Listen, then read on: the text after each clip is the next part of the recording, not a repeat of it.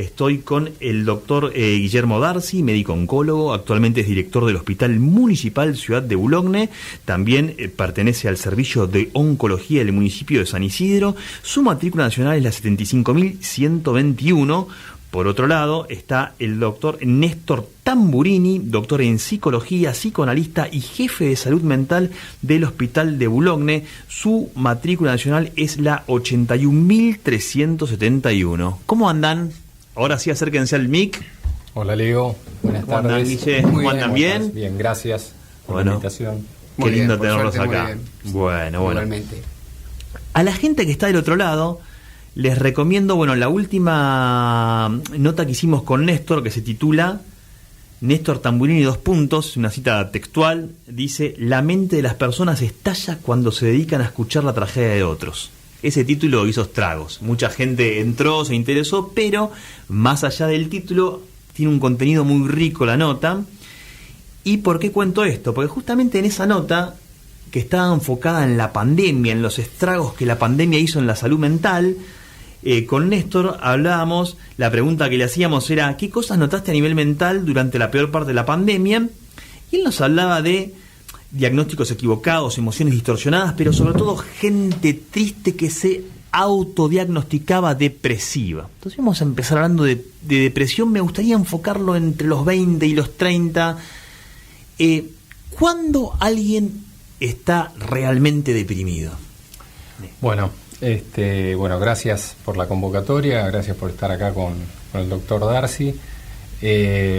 Mirá, esa nota es interesante, el título que vos lees, porque se refiere a que la mente de la gente estalla cuando se dedica a escuchar la tragedia ajena, y eso tenía que ver dentro del contexto del consumo de noticieros y de situaciones de guerra y de situaciones caóticas y de pronósticos muy desesperanzadores. Yo recibía muchos pacientes, tanto en el consultorio como en el hospital, que llegaban con la idea de que el futuro era apocalíptico, prácticamente.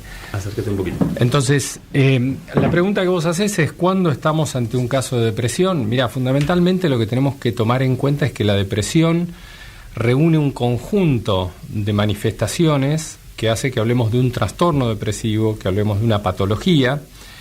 Y fundamentalmente tiene que ver con cuando lo primero que tenemos que estar atentos es si la persona siente que perdió el sentido de la vida, ¿no? Un poco esto que en algún momento te comentaba de cuando alguien busca dentro del bolso, ¿viste? El de para qué vive y no lo encuentra, todo lo que encuentra son cosas accesorias, pero no encuentra para qué está vivo.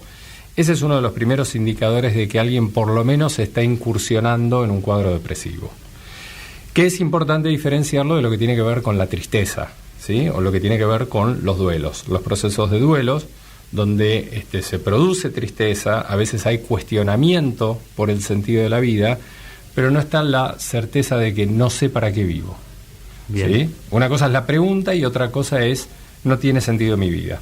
Bien, muy claro. Y ahora, la depresión ¿también responde a un hecho puntual o puede ser, no sé si la palabra está bien dicha, orgánica? ¿Qué hay de eso?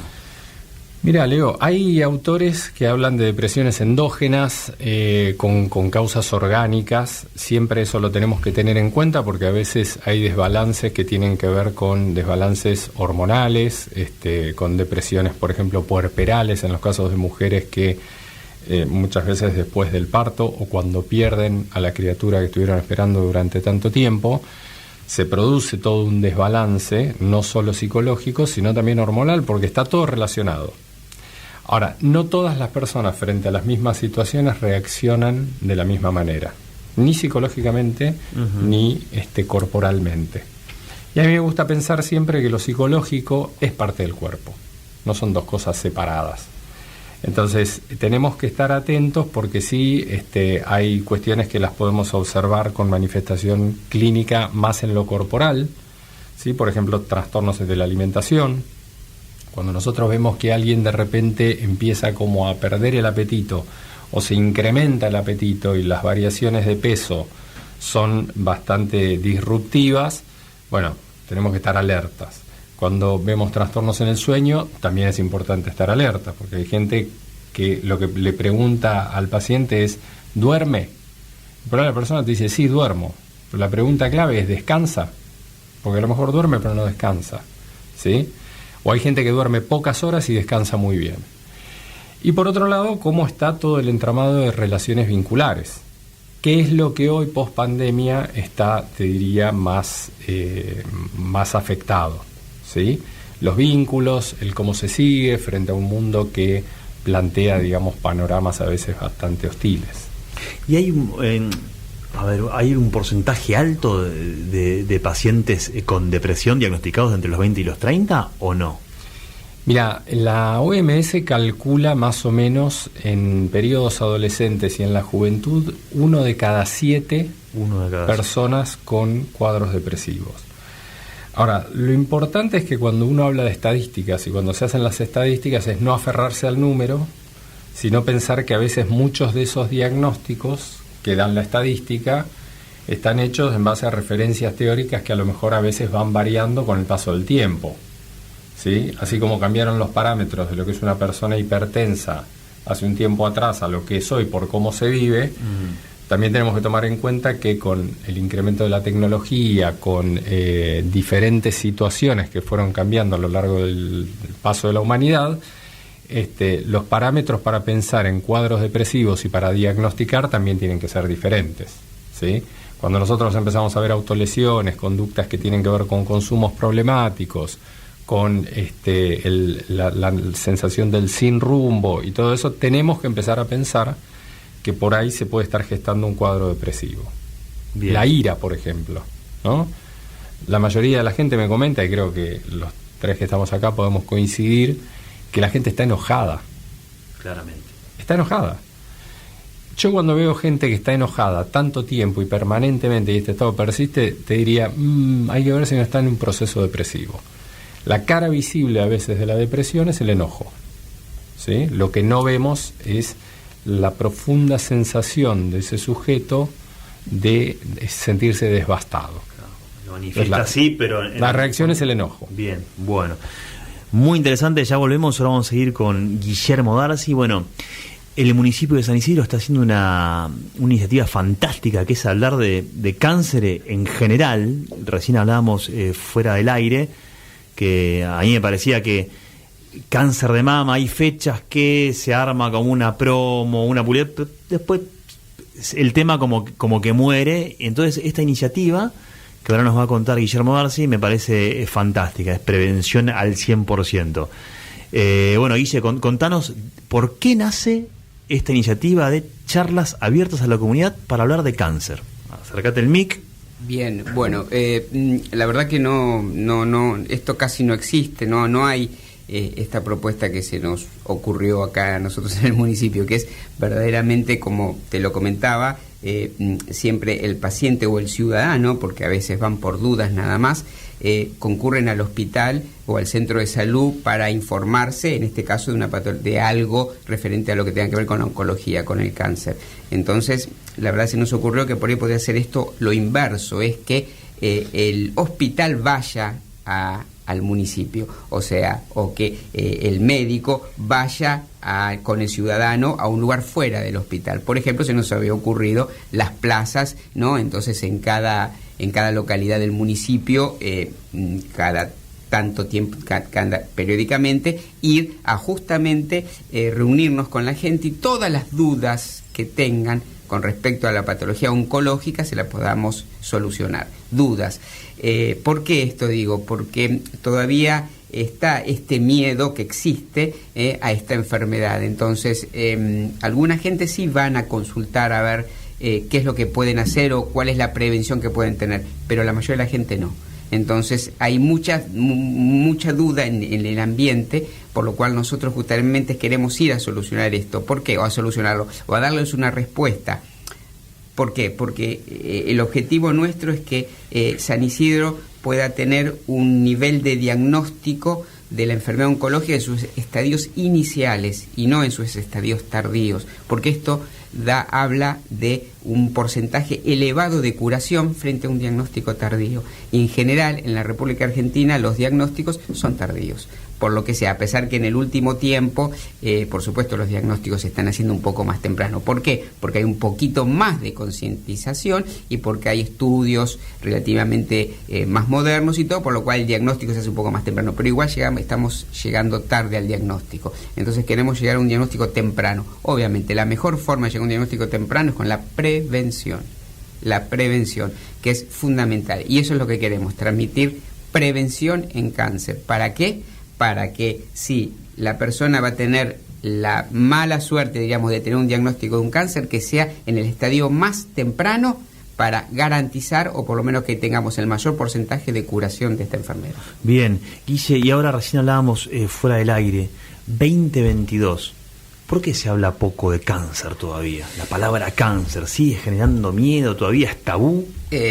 Sí, sigue generando miedo y la gente sigue huyendo de esto, ¿no? O sea, se sigue utilizando la palabra, no se sigue utilizando la palabra cáncer, ¿eh? Mismo nosotros lo vemos con los familiares, cuando digo, por favor, no le diga, no le utilice esa palabra, no utilice esa palabra. Eso se sigue en el momento actual. Yo creo que por esto seguimos todavía con la historia antigua de lo que era el cáncer, donde verdaderamente hace años atrás se moría gran caudal de personas, cosa que ahora no ocurre esto, realmente hay muchos adelantos, principalmente con las terapias nuevas, los nuevos tratamientos, en lo cual estamos teniendo estamos yendo a lo que significa más una enfermedad de las metabólicas crónicas, ejemplo la diabetes, se está transformando más en una enfermedad crónica, porque los pacientes están viviendo mucho tiempo, y cuando digo mucho tiempo estamos hablando de a veces de años, con obviamente tratamientos nuevos que se están utilizando actualmente. Es una gran noticia.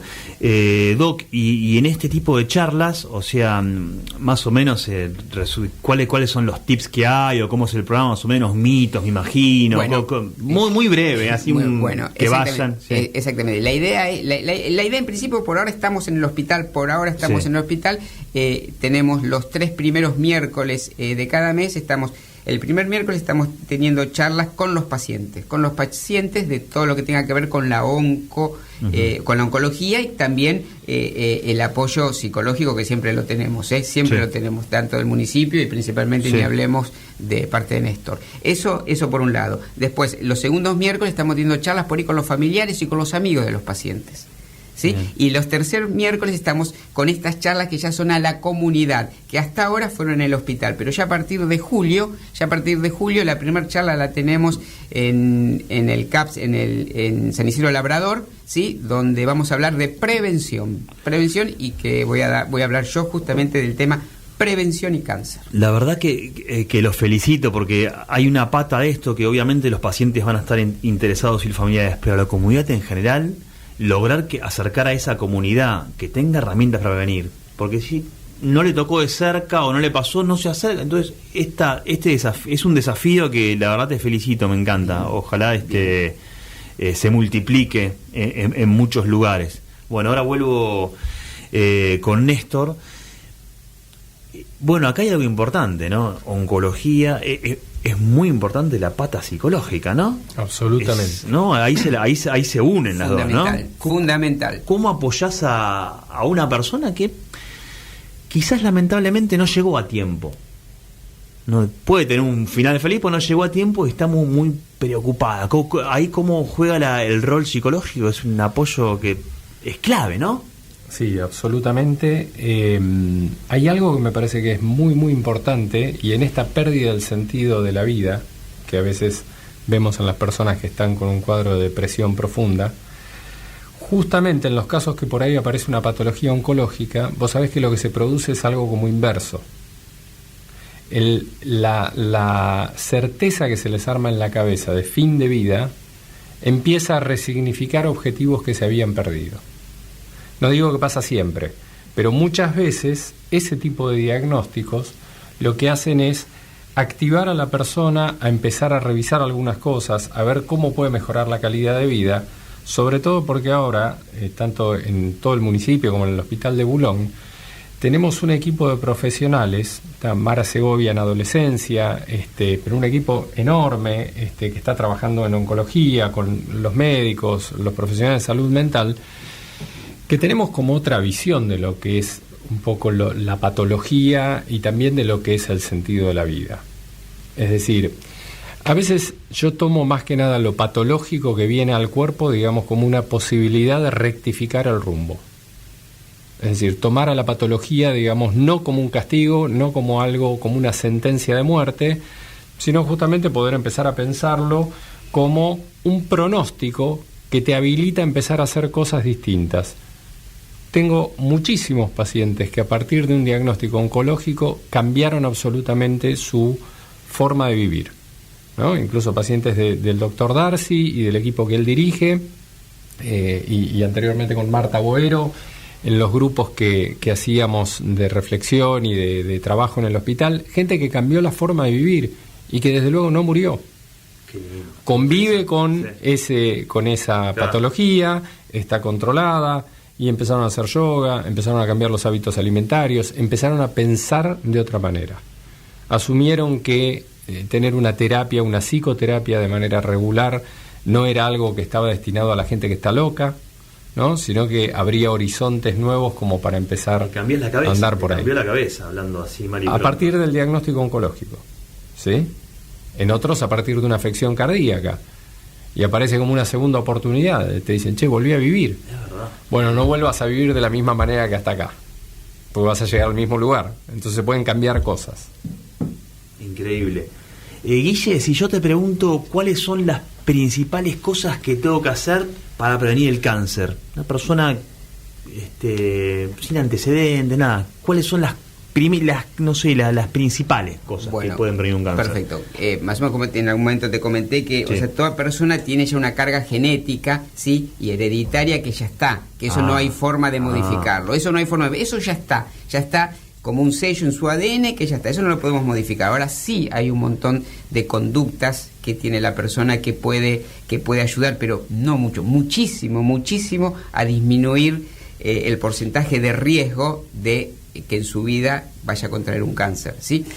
Por ejemplo, el tabaco. ¿Quién no sabe ya que el efecto tóxico del tabaco, no solo en el que fuma, sino en la compañía del que fuma? Y ahora diría más, no solo en la compañía, sino en la persona que fumó a media cuadra y vuelve sin fumar y que tiene impregnado el cuerpo y la ropa de tabaco. Hasta ese tabaco que yo estoy aspirando al lado es tóxico, hasta ese tabaco. O sea, por eso yo ya no quiero hablar del tabaco, porque ya creo que no hay nadie que no sepa el riesgo del tabaco. El tabaco y obviamente el alcohol. Y la combinación de alcohol y tabaco en cantidades importantes verdaderamente es altísimamente nocivo.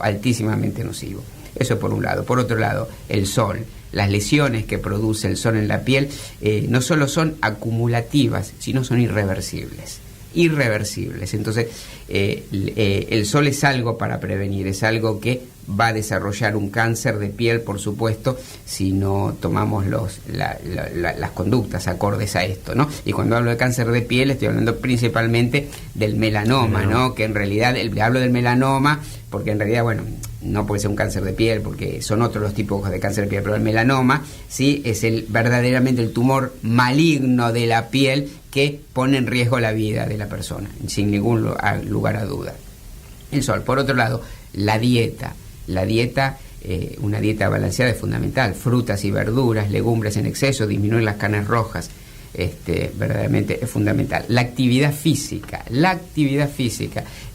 no solo para prevenir ciertos cánceres como el de colon, como el de mama y todo, sino que también ayuda al resto del organismo, no solo como preventivo al cáncer, sino también al peso. Y el peso también está relacionado en los pacientes con sobrepeso, que tienden más a tener hipertensión arterial, obesidad, tienen más factores de riesgo todavía. Los factores higiénicos, ¿sí? Cuando hablo de factores higiénicos estoy hablando de los tóxicos externos, de la actividad sexual no protegida, ¿sí? O no cuidada también. El tema de las vacunas, ¿sí? Vacunarse contra HPV, vacunarse contra la hepatitis la hepatitis B es fundamental, ya que ahí estamos previniendo un cáncer de hígado, estamos previniendo un futuro cáncer de cuello uterino o de cabeza y cuello. Los controles médicos es algo vital, obviamente que sí. Ir al médico, porque el médico ya va a ver ciertos signos en la persona, o va a determinar síntomas por lo que le cuenta esa persona, que ya puede orientar a ciertos estudios, ¿sí? Porque tenga sospecha de algo o para prevenir algo. Esto es algo que lo puede hacer todas las personas, o sea, es algo simple que lo tiene que hacer y lo tiene que tener en cuenta todas las personas, ¿sí? Porque esto disminuye el porcentaje de riesgo de cáncer. Bien, Guille, recién hablabas de la parte genética, sin ánimo de asustar a la gente que nos está escuchando del otro lado. Por ejemplo, no sé, si su padre o su madre falleció de un tumor cerebral, ponele, o sea, ¿esa persona tiene que estar atenta o según qué tipo de cáncer tenés que ir más atento que en otro? Principalmente los tipos de cáncer, porque si el padre falleció de un cáncer de pulmón, pero fumó como era antiguamente de los 7 años hasta los 70 años, y seguro que iba a tener un cáncer de pulmón, seguro, y ahí ya la parte hereditaria y genética no juega tanto un rol importante, pero ahora sí en ciertas otras patologías, como es el cáncer de colon, como es el cáncer de mama, como es el cáncer de ovario, ahí sí, en esas patologías sí puede jugar otro rol. Igual hay otros síndromes de tumores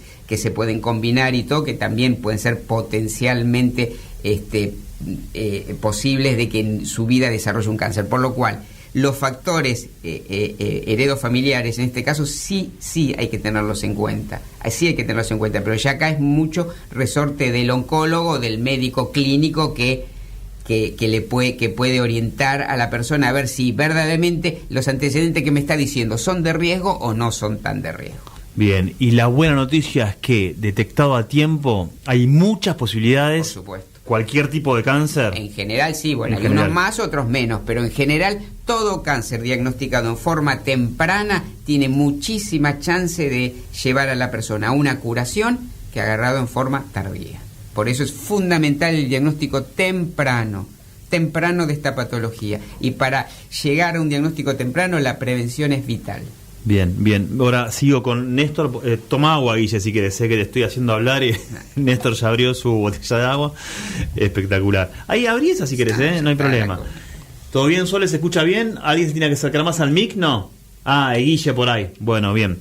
Néstor, a ver, una persona con depresión que está medicada bajo prescripción médica, esa persona en algún momento, me imagino que cada caso es particular, por supuesto, ¿deja esa medicación o es crónico? O no, me vas a decir, hay muchos tipos de depresiones. ¿Cómo es el tema con la medicación?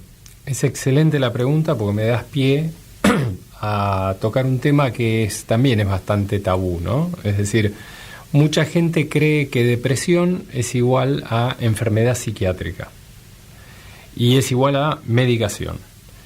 Y son ecuaciones que a mí no me gustan y que en general trato de disolverlas, porque una cosa es pensar en el trabajo interdisciplinario y otra cosa es pensar, así como hablábamos recién, de que un diagnóstico de cáncer es muerte.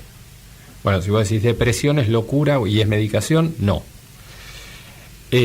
Muchas personas están automedicadas o sobremedicadas, porque a veces la prescripción médica es adecuada, pero la persona empieza a hacer consumo de sustancia en base al estado que tiene. Entonces, si se siente peor, toma más medicación de la que el médico le indicó, y el médico no tiene manera de enterarse de eso. Es muy difícil regular a veces en las personas los hábitos de cómo respetan la prescripción médica. Entonces, hay una cosa que yo sí prescribo en cada paciente que llega al hospital, y que estamos de acuerdo con la gente de psiquiatría del Hospital Central también. Una persona, cuando se le indica medicación por cualquier temática de salud mental, sí o sí tiene que estar con un tratamiento psicológico a la par. ¿Por qué? Porque el tratamiento psicológico y el profesional psicólogo es el que justamente va viendo cómo está administrando la medicación, qué cambios hay, y es el que tiene que estar en contacto con el psiquiatra para comentarle cómo evoluciona esa persona. Entonces, muchas veces el tratamiento psicológico sin medicación en algunos casos no funciona. Se requiere la medicación psicofarmacológica, no en todos, pero en algunos se requiere medicación.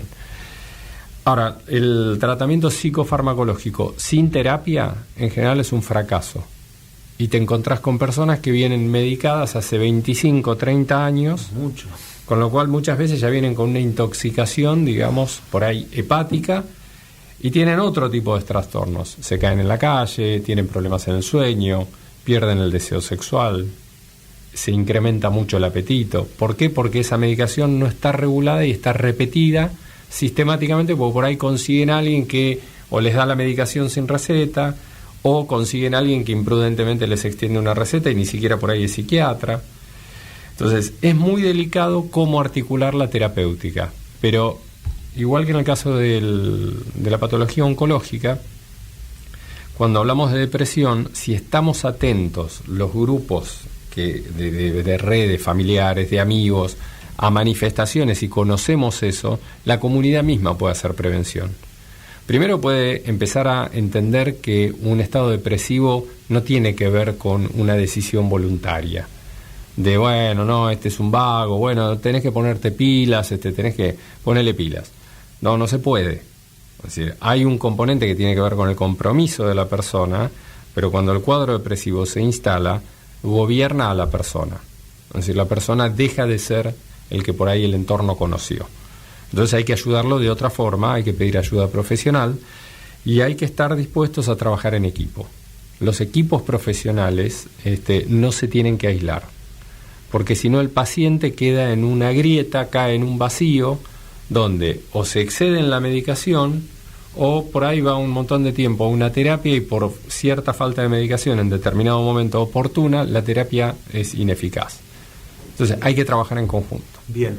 Guille, debes tener, ya los voy largando, sé que estaban con el tiempo ya tranquis. Sé que debes tener 1000 historias para contar de todo lo que has vivido y estás viviendo, pero ¿recordás alguna puntual de un caso de un paciente que haya venido con el ánimo por el piso, con cierto tipo de cáncer, y salió adelante y le cambió la vida? Y bueno, imagino que debe tener una estatua tuya un muñequito.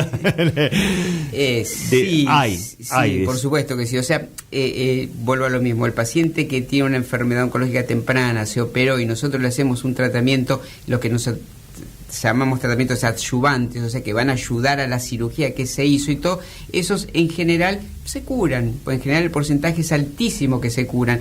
Entonces, eso por ahí nos reconforta porque están curados y todo, y nos agradecen y todo, pero la verdad mucho no hicimos, porque en realidad el diagnóstico ya fue temprano, fue una buena cirugía y fue un tratamiento. Ahora, los que vienen con una patología avanzada, ¿sí?, que nosotros logramos con lo que se llama el tratamiento en conjunto con la parte con los cirujanos, con los radioterapeutas, con los endocrinólogos, con los psicólogos, ¿no? En conjuntos tratamos de sacar ese paciente adelante. Eso es lo bueno, eso es lo fundamental, sí, porque sí, son pacientes que posiblemente el porcentaje de curación es bajo, y cuando nosotros con todo el esfuerzo comunado, junto con el paciente también logramos que ese paciente se cure y que después por ahí de 7, 8, 10 años nos venga a ver está curado, eso verdaderamente... Sí, eso es algo... Hay de esos casos, sí, es bajo, pero hay. Sí, por supuesto que hay. O sea, un cáncer bravo, nomás un cáncer bravo. No, o sea, no todo cáncer avanzado hay que poner el sello del rótulo de muerte, como se quiere, porque no lo es así. Por supuesto el porcentaje es menor de curación,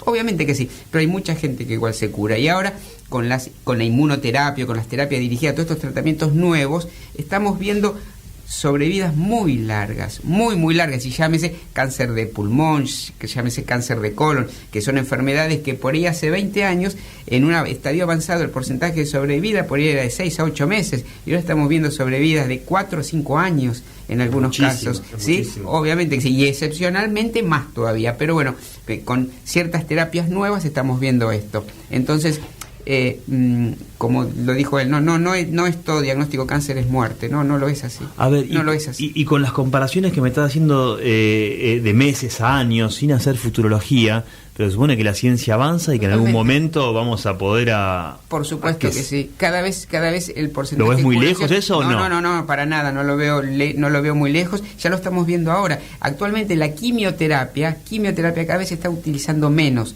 y se está utilizando más los tratamientos con lo que llaman terapias dirigidas o pastillas o inmunoterapia, que se lo conoce como vacunas, mal conocido vacunas, pero no importa, para que la gente lo entienda. Es inmunoterapia, sí, que está cubriendo el lugar de la quimioterapia. La quimioterapia cada vez va en menor uso y la inmunoterapia en mayor uso. ¿Por qué? Porque la inmunoterapia apunta a aumentar las defensas propias del organismo y que el mismo organismo propio trate o ataque a la enfermedad. ¿De acuerdo? Entonces tenemos menor toxicidad con mejor respuesta. Muy interesante, muy interesante. Bueno, los vamos a ir despidiendo. Primero, Néstor, decime, tenés una página ahí con un equipo de profesionales que está muy bueno. Decímela para que el oyente tome nota y se meta. Y decime de qué va a encontrar ahí. Hacemos un resumen. Va a encontrar principalmente un espacio de difusión de temáticas de salud mental en un contenido muy acotado, como es Instagram o como puede ser Facebook, pero a veces es como la primera puerta para pensar algunos conceptos y para entender el poder que tiene la palabra. Hoy se habló durante toda la nota del impacto que tiene en la psiquis de la gente la palabra cáncer y de cómo se trata de eludir, ¿no? Entonces, los profesionales de salud mental somos profesionales de la palabra y sabemos que la palabra tiene efecto en el cuerpo, en el soma. En SOS Mental, S.O.S Mental, lo que van a encontrar son articulaciones conceptuales de la teoría en salud mental, pero llevadas a un nivel que es entendible y que le puede servir a la gente que por ahí no está dentro de lo que es el campo de la psicología o la psiquiatría. ¿La palabra cura entonces? La palabra cura y la palabra mata. Bien, tenemos que contarte. Guille, acercate al mic y decime si no hay próxima fecha de charla a la comunidad. ¿Se puede entrar en la web del municipio o ya tenemos fecha para la próxima charla? Teóricamente es el tercer miércoles de julio en San Isidro Labrador. Creo que el horario es a las 11 de la mañana, pero ahí tanto no lo sé, a las 11 de la mañana. Sí, se puede chequear en la página web del municipio, sanisidro.gov.ar, con Belarga, y ahí va a estar la información. La información, bueno, perfecto, y se va a hablar de prevención en oncología. Bien. Es lo que estamos haciendo. Y ahora van a empezar a rotar por los diferentes centros de salud. ¿Cómo es la movida? Exactamente, por eso empezamos ahora por CAPS y después vamos a ir rotando por otros. En principio este es el primero. Bien, San Isidro está acá en Tonkinson y Avenida Andrés Rolón, y después métanse en la web del municipio pero participen porque me parece una iniciativa muy piola. Podés adelantarse y tal cual lo dijiste, no se hace en muchos lados. Prácticamente hablar así porque sí, de prevenir cáncer, me parece excelente. Bueno, muchísimas gracias a los dos y espero